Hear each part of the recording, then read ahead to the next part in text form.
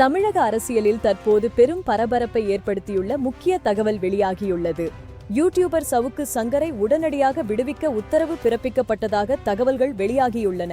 தடுப்பு காவல் தொடர்பான ஆலோசனைக்கு பிறகு தொடர்ந்து காவலில் வைக்க போதுமான காரணங்கள் இல்லை என கூறப்பட்டதாக தகவல்கள் தெரிவிக்கின்றன. இதையடுத்து இந்த விவகாரம் சமூக வலைதளங்களிலும் அரசியல் வட்டாரங்களிலும் தீவிர விவாதத்தை ஏற்படுத்தியுள்ளது. இந்த விவகாரம் கடந்த சில மாதங்களாக தொடர்ந்து செய்திகளில் இடம்பெற்று வந்த நிலையில் தற்போது வெளியான இந்த தகவல் தமிழக அரசியல் சூழலில் புதிய விவாதத்தை உருவாக்கியுள்ளது.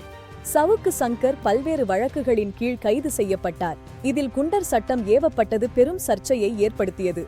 இதனை எதிர்த்து அவர் தரப்பில் நீதிமன்றத்தில் முறையிடப்பட்டது. உச்ச நீதிமன்றம் மற்றும் உயர் நீதிமன்றங்களில் நடந்த வாதங்கள் முக்கியத்துவம் பெற்றன. கருத்து சுதந்திரம் மற்றும் தனிநபர் சுதந்திரம் குறித்து சமூக வலைதளங்களில் ஆதரவாகவும் எதிராகவும் கருத்துக்கள் பகிரப்பட்டு வருகின்றன.